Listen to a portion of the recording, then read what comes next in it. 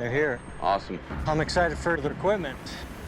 After last week, when Chris Bartell, who worked security on the ranch for Robert Bigelow more than a decade ago, showed us where a cave entrance in the mesa had mysteriously been covered over, we invited a team of drillers to the ranch to help figure out what the Bigelow team might have wanted to keep hidden. Aaron and his crew from Straight Shot Drilling, they're gonna do some horizontal drilling into the side of the mesa. The way that this horizontal drill works is they're actually gonna go down under the road, under this canal, and then be able to maneuver up and hopefully puncture up into the mesa and see if we find a void there.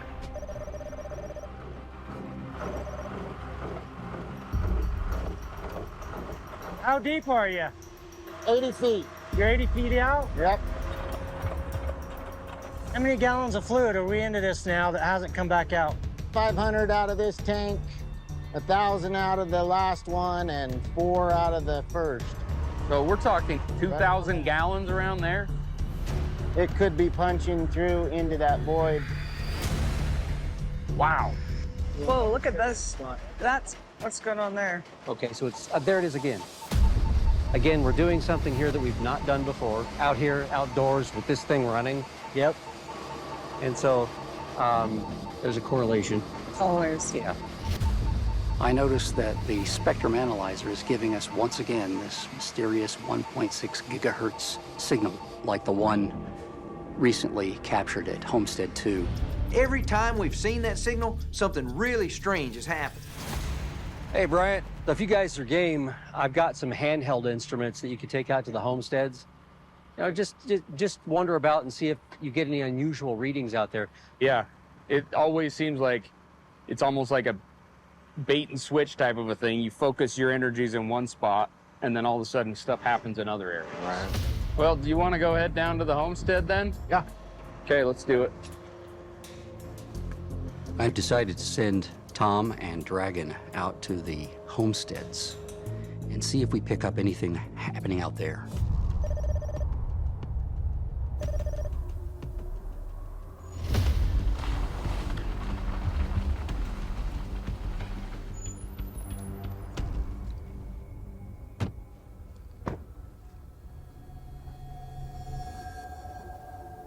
I guess we'll walk around with both the Geiger counter and then you've got the tri-field meter. We'll see if anything strange pops up and keep in touch with them. Yeah. I've also got the lightning detector, and right now it's not measuring anything above background. Okay. Yeah. Well, let's walk around the back where we've seen some strange stuff, and then I guess we could even poke around inside the building a little bit. Okay. Now, what am I getting? What was all that? Oh, it's a lot of noise. This doggone thing is broadcasting. This thing shouldn't be broadcasting anything. Why would a device that's designed to receive be broadcasting? Hey, Bryant, Tom, you copy? Yeah, I got you. Go ahead, Eric. We've got an RF spectrum analyzer, which is a receiver that seems to be broadcasting instead of just receiving. That's not good. We'll just have a listen at this.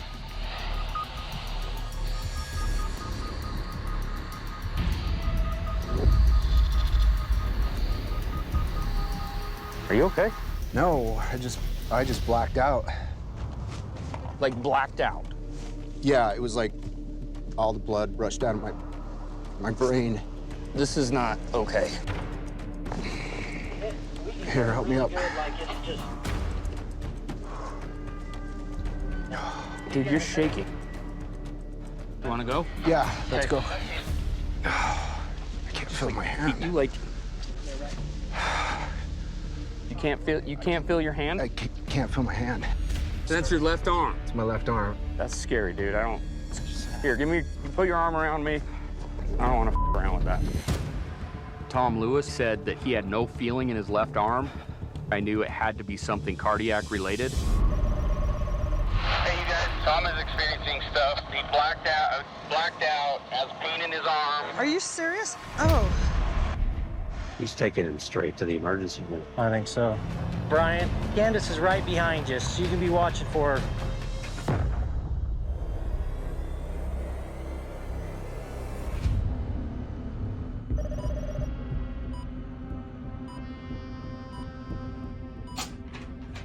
We're here at the emergency room still. The doctor finally came with results and basically couldn't say what exactly happened to cause Tom to pass out or black out. He said my heart is skipping beats every so often. And so he's running lots of lab tests, see if he can figure out why. It's very unsettling because of the sequence of events that led up to that radio call. For what I was experiencing and the sounds that Eric was sharing with everyone and the way that it starts to, those things don't seem coincidental, just like so many others. There's, once again, more questions than answers, but at least I'm alive. Yeah, it was scary, and that's over now.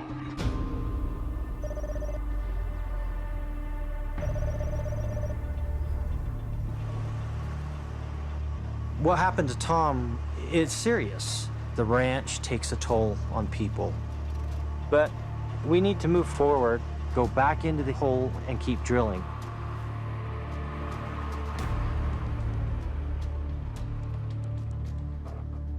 As we get deeper into the hill, the mud finally starts flowing. It fills up this large hole that they dug with a backhoe to catch this stuff. It becomes necessary to vacuum it out. Hey, Thomas. Yeah. My vac's full. I need to go dump it. Oh, okay. All right.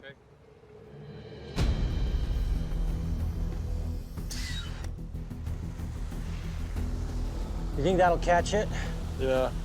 We put a screen underneath of it when we dumped it, just to see if we could catch anything that might be coming out of that hole.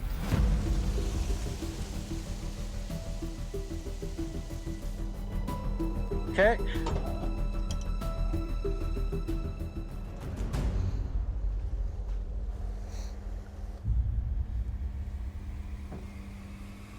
What is that?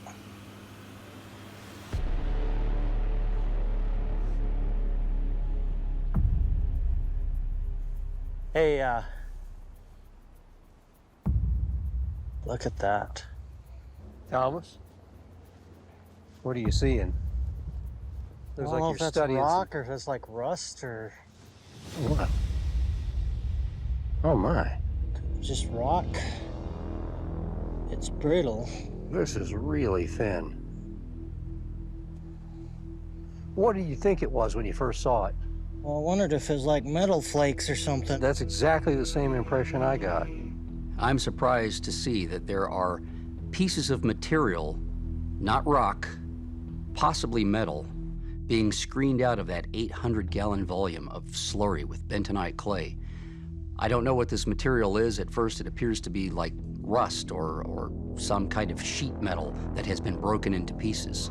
So this is that that's that really large one. That's the biggest one we found, right? Yeah, yeah. All right, I want to rinse it off back here, away from the electronics. Okay. Let's get the other side. All right. Well, look at that. Do you have any? Yeah, look at this surface here is all bumpy. It's a kind of a brownish color.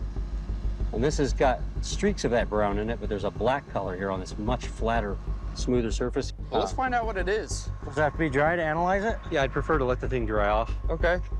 In order to identify what that material is, at least to get a sense of its composition, I've decided to use the handheld X-ray fluorescence analyzer, or XRF instrument, and see what elements show up. I like to describe the XRF device as basically a fancy X-ray flashlight. We shine those X-rays at objects and we look at what X-ray colors come back to identify the materials of which they're made. So this is telling me on this first reading on this side, we're looking at calcium, iron, silicon, aluminum, magnesium. Wait, iron? Yeah, there's... And aluminum? Yeah, it's like 8% aluminum on that shot. How much iron is it? That time it was 26%. So this is definitely metallic then. Oh yeah. Let's take a look at this other side. Guys? That number is much different. Yeah, this side of this thing is showing up at almost 72% iron. This thing is just straight up metal. This sample is almost solid metal. Wow. What is metal doing coming out of the hill 300 feet in? As the experiments get bigger and better, they also get more dangerous and more hazardous. What are we going to trigger with these bigger experiments? Metal flakes or something. I don't know how this material got inside the mesa. Could it be from an asteroid impact or an alien spacecraft or an underground base? Who knows? But what we do know is whatever this is, it's made up of rare and unusual elements. We need to find out what it's doing here on Skinwalker Ranch.